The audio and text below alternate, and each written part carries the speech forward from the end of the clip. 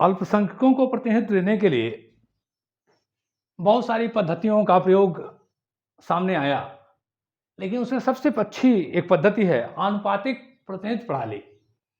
ये प्रणाली 18वीं सदी में एक अंग्रेज विचारक थॉमस हेयर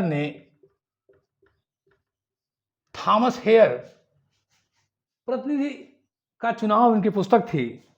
उनकी पुस्तक थी प्रतिनिधि का चुनाव। ये इनकी पुस्तक का नाम है। इसमें इन्होंने दिया, इसी नाते इस प्रणाली को कहते हैं हेयर प्रणाली। तो आनुपातिक प्रतिनिधित्व प्रणाली अल्पसंख्यकों को प्रतिनिधित्व देने के लिए व्यवस्थापिका में बहुत अच्छी प्रणाली है। बहुत सारी प्रणालियां हैं, लेकिन इसमें एक बहुत अच्छी प्रणाली है। यह 18वीं शताब्दी में थॉमस हेयर एक अंग्रेज विचारक हैं, उनका एक दिया हुआ व्यवस्था है। उनकी पुस्तक प्रतिनिधि का चुनाव, जिसे हेयर प्रणाली भी कहा जाता है। ये वास्तव में उन क्षेत्रों के लिए है जहां बहुसदस्यीय निर्वाचन क्षेत्र है। बहुसदस्यीय, जैसे हम जहां रहते हैं वहां निर्वाचन एक सदस्यीय है, तो वहां के लिए व्यवस्था काम नहीं करेगी। हमारे यहाँ लोकसभा का चुनाव हो या विधानसभा का चुनाव हो, तो वहाँ एक सदस्यीय निर्वाचन क्षेत्र है, वहाँ के लिए व्यवस्था नहीं है। यहाँ बहुसदस्यीय निर्वाचन क्षेत्र होना चाहिए, यानी निर्वाचित होने वाले प्रतिनिधियों की संख्या, लोगों की संख्या, प्रत्याशियों की संख्या अधिक होनी चाहिए। एक रहेगा तब यह सिस्टम काम नहीं करेगा। दूसरा कि प्रत्येक मतदाता अपने पसंद के आधार पे मतदाता को पसंद के आधार पर जितने प्रतिनिधियों का निर्वाचन होना है मत देना होता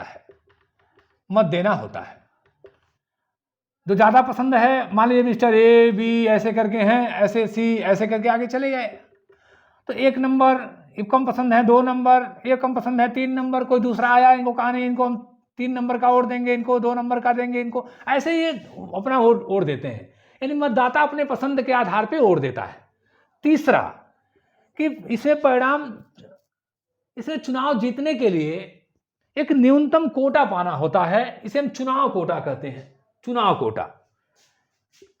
कोटा यानी एक न्यूनतम मत पाना होता है। न्यूनतम मत,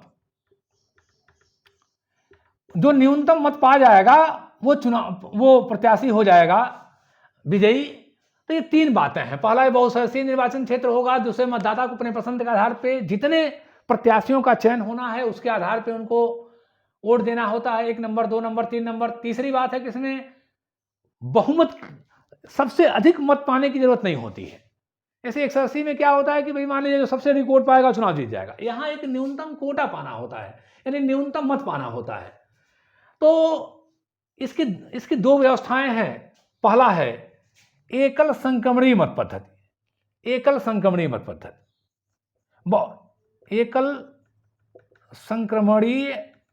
पद्धति एक यह है एकल संक्रमणीय मत पद्धति। और दूसरा है लिस्ट सिस्टम, उसके हम थोड़ा रुक के चर्चा करेंगे। पहले एकल संक्रमणीय मत पद्धति। एकल संक्रमणीय मत पद्धति का मतलब होता है कि प्रत्येक मतदाता जितने सदस्यों का चुनाव होना है उनको उतने पसंद का वोट देगा। अपने पसंदगी एक ही वोट देगा, लेकिन पसंद के आधार पर देगा। और अगर पहले वरीयता क्रम में जो विजयी हुआ, नहीं तो फिर दूसरे में, फिर तीसरे में, ऐसे क्रम आगे बढ़ता रहेगा। और जो प्रत्याशी विजयी हो गया पहले क्रम में, उसके बचे हुए वोट वो ट्रांसफर कर दिए जाएंगे। इसमें हेयर प्रणाली के अनुसार हालांकि विद्वानों ने बहुत सारी प्रणालियां विकसित किया, लेकिन 2 प्रणालियां ज्यादा प्रमुख हैं, एकल संक्रमणीय मत पद्धति और सूची प्रणाली। तो हेयर प्रणाली में हेयर साहब ने कहा कि मान लीजिए कहीं 7000 मत पड़े, कुल मतों की संख्या, जो कुल मत पड़े उनकी संख्या है मान लीजिए 7000। कुल मत दिए गए मतों की संख्या 7000, कुल प्रत्याशियों की संख्या, कुल प्रत्याशियों निर्वाचित होने वाले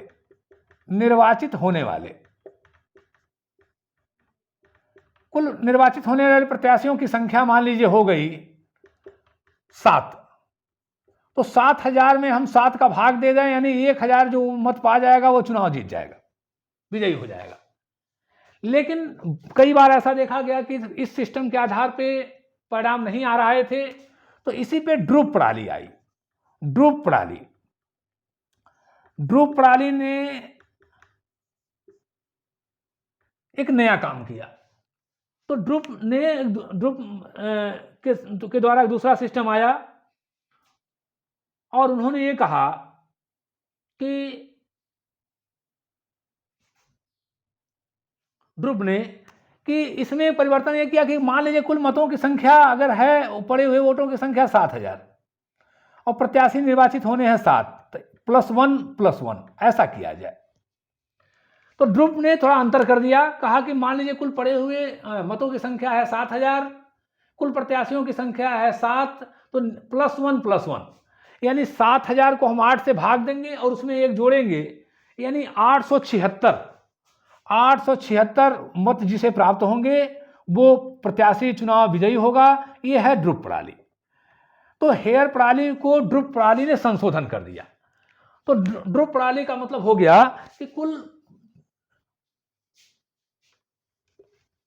जो मत पड़ रहे हैं उन मतों के, यानी ड्रूप प्रणाली ने कहा कि कुल जो मतों की संख्या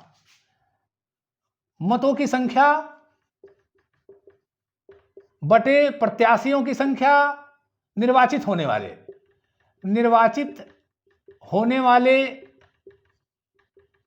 प्रत्याशियों की संख्या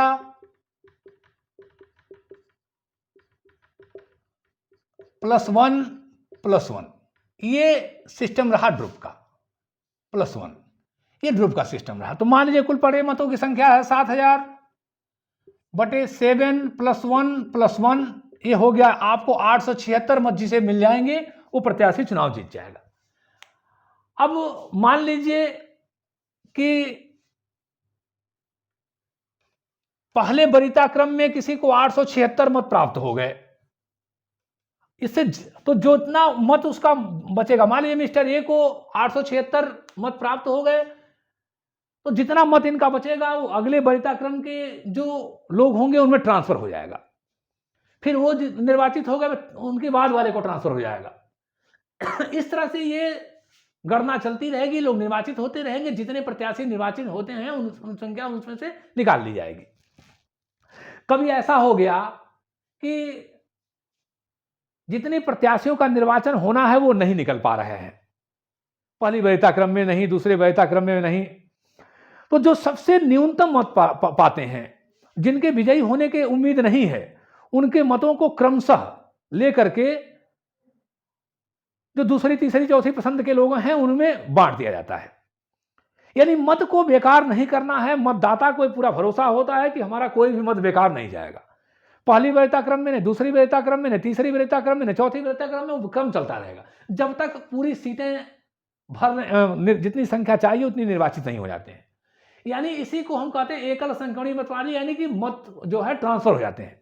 तो मान लीजिए किसी को पहले वरीयता क्रम में 876 वोट मिल गए और बाकी जो उनका मत है वो दूसरे वरीयता क्रम वाले को ट्रांसफर हो जाएगा, दूसरे वरीयता क्रम वाले को हस्तांतरित हो जाएगा, फिर तीसरे को, फिर चौथे को, ऐसे मत हस्तांतरित होते रहेंगे। कभी ऐसा हो गया कि जितनी संख्या चाहिए उसमें उतनी संख्या नहीं निकल पा रही पहले वरीयता क्रम में, तो कुछ ऐसे प्रत्याशी हैं जो न्यूनतम है बिल्कुल, जिनके विजयी नहीं होने की कोई उम्मीद है, तो उनके मतों को लेकर भी अन्य वरीयता क्रम के लोगों को दे दिया जाता है, बराबर बांट दिया जाता है। और ये प्रणाली आगे चलती रहती है, ये व्यवस्था चलती रहती है जब तक जितने निर्वाचित होने वाले प्रत्याशी हैं उनको संपूर्ण विजयी ना हो जाए। इस तरह से इस प्रणाली में प्रत्येक वोट देने वाले को यह पता होता है कि हमारा कोई भी मत बेकार नहीं जाएगा और आगे हमारा वरीयता क्रम में जो दिए हुए मत हैं वो आगे बढ़ जाएंगे। यानी अगर एक मिस्टर ए विजयी हो गए तो बाकी बचे वो अगले में जो दूसरे पसंद के होंगे, तीसरे पसंद के होंगे, ट्रांसफर हो जाएगा। दूसरा है सूची प्रणाली। सूची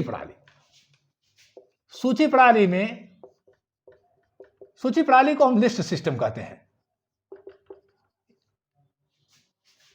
लिस्ट सिस्टम इसमें जो मत पड़ता है वो दल अपनी लिस्ट जारी करते हैं। इसमें मत किसी व्यक्ति को नहीं बल्कि दलीय आधार पर पड़ते हैं और प्रत्येक दल अपनी सूची जारी करते हैं। प्राय 15-20 सदस्यीय निर्वाचन क्षेत्र हो, 25 हो, 30 हो, ऐसे निर्वाचन क्षेत्रों 15 हो, 20 हो, 25 हो, ऐसे ज्यादा निर्वाचन क्षेत्रों के लिए इनका प्रयोग किया जाता है। जर्मनी में यह प्रयोग होता रहा हिटलर के आने से पहले तक। तो ये लिस्ट प्रणाली होती है, इसके आधार पे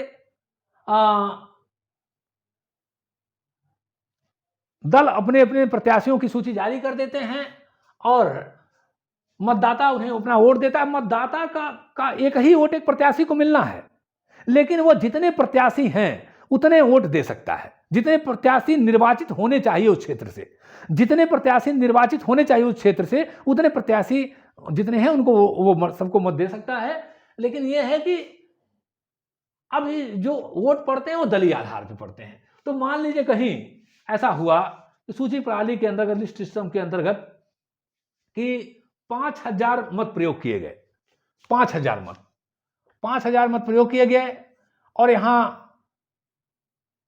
कुल मतों की संख्या 5000, कुल मतों की संख्या बराबर 5000। निर्वाचित होने वाले प्रत्याशियों की संख्या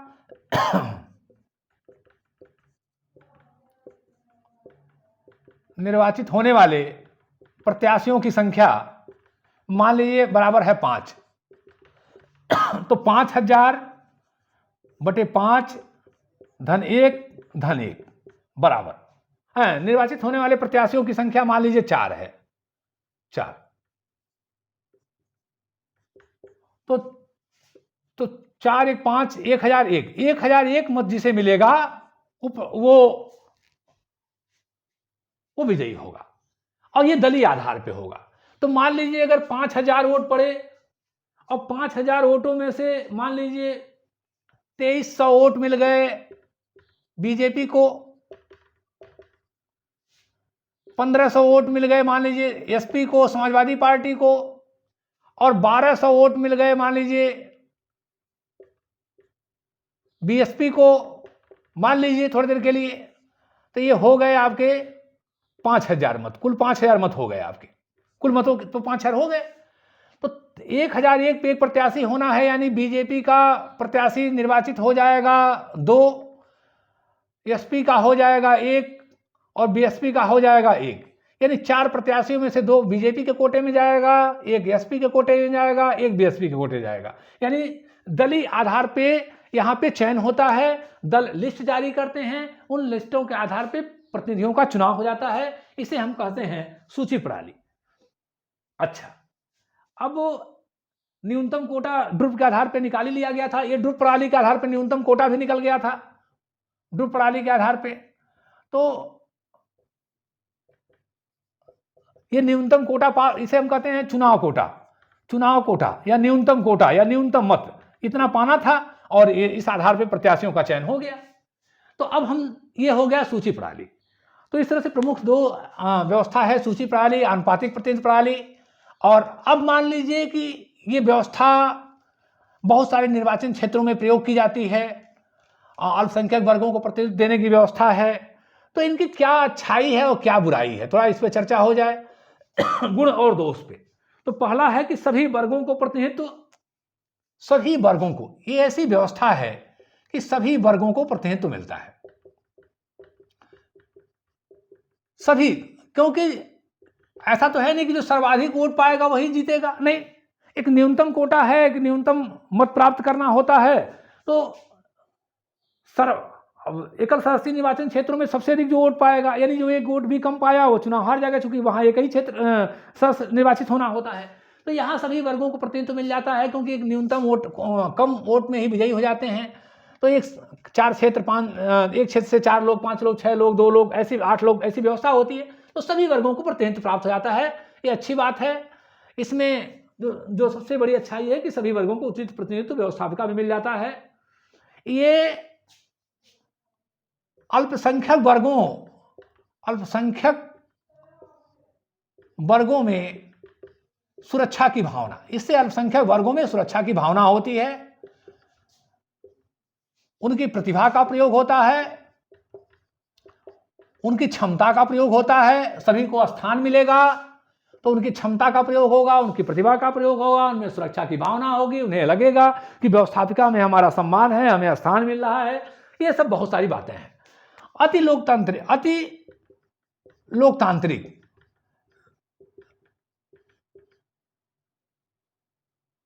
लोकतांत्रिक डेमोक्रेटिक सिस्टम इसमें ज्यादा मजबूत होता है, क्योंकि लोकतंत्र की ये बहुत बड़ी मजबूत विशेषता होती है कि सबको प्रतिनिधित्व मिले, सबकी बात सुनी जाए, सबका सम्मान हो, सबको शामिल किया जाए। ये लोकतंत्र की बहुत बड़ी विशेषता होती है और इस प्रणाली के आधार पर ये ऐसा होता है। अगला, नागरिक चेतना का विकास। जब अधिक से अधिक लोगों को व्यवस्थापिका में स्थान मिलेगा, शासन सत्ता में स्थान मिलेगा, तो निश्चित रूप से नागरिक चेतना का विकास होगा। सभी वर्गों का व्यवस्थापिका में प्रतिनिधित्व होगा तो निश्चित रूप से नागरिक चेतना का विकास होगा। राजनीतिक शिक्षा बढ़ेगी, राजनीतिक समझ बढ़ेगा। चुनाव जुआ नहीं होते।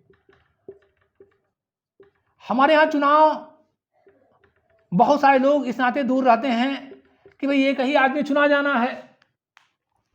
अब कोई एक व्यक्ति एक वोट भी कम पा गया तो हार जाएगा चुनाव। तो चुनाव तो एक तरह से जुआ हो जाता है, एक ही आदमी जीतना है और जितने प्रत्याशी हैं सब बेकार हो।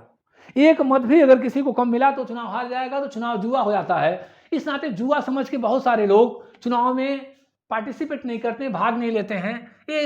जबकि इस व्यवस्था में लोग शामिल होते हैं, इस नाते उनको लगता है कि भाई चुनाव जुआ नहीं है और हमें शामिल होना चाहिए। तो जो एकल सदस्यीय निर्वाचन क्षेत्र की कमी है कि वहाँ चुनाव जुआ होता है, यहाँ चुनाव जुआ नहीं होता, एक बहुत बड़ी विशेषता है। मतदाता को अधिक स्वतंत्रता, मतदाताओं को अधिक स्वतंत्रता होती है कि वो अपने पसंद के आधार पे, भाई हमको ज्यादा पसंद है 1 नंबर का वोट दिए, कम पसंद है 2 नंबर, फिर 3 नंबर, ऐसे करके वोट देते हैं वो। तो मतदाताओं को ज्यादा स्वतंत्रता होती है अपने मतों का प्रयोग करने में। भ्रष्टाचार में कमी,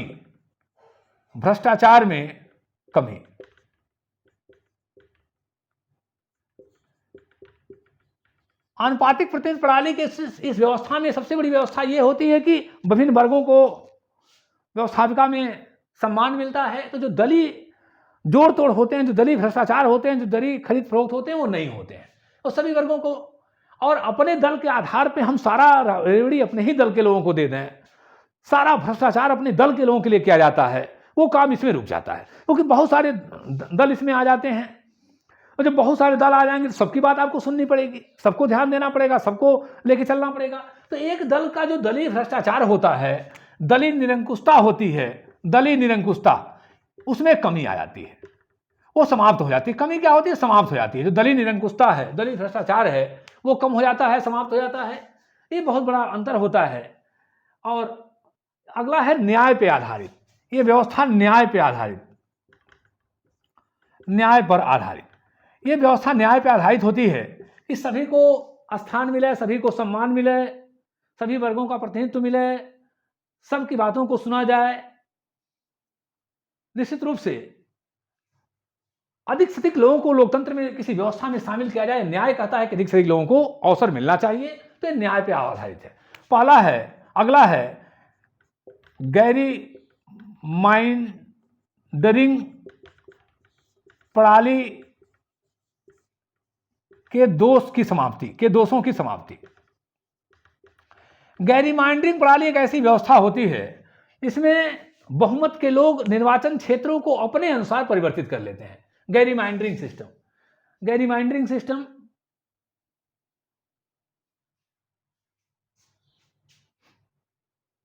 अपने अनुसार लोगों को चेंज कर लेते हैं। जहां उनको लगता है कि क्षेत्र में मेरे ज्यादा मतदाता हैं, उसी हिसाब से अपनी संख्या सीटों का निर्धारण कर लेते हैं, क्षेत्र को कम या अधिक कर लेते हैं।